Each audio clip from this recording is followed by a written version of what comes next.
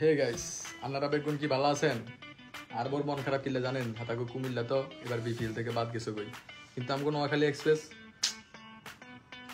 হয়ে গিয়েছে। সো আমরা একটা নতুন বিজনেস ওপেন করতে যাচ্ছি। আমি নোয়াখালী এক্সপ্রেসের প্রিমিয়াম কোয়ালিটির জার্সি বানাবো।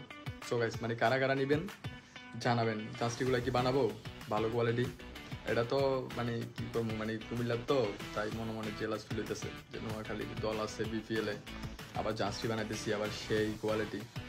কি বলেন গাইস, জার্সিগুলো কি খুব তাড়াতাড়ি বের করে ফেলবো? আপনারা জানান আমাদের জার্সিগুলা কেমন হবে।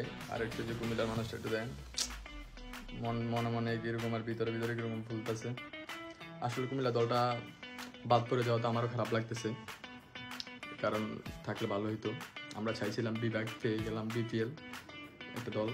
সো ব্যাপার না, ইনশাল্লাহ সবাই দোয়া করবেন আমাদের নোয়াখালী এক্সপ্রেস দলের জন্য। ওকে, তোমাকে একটা দিব পড়ার জন্য, সমস্যা নেই।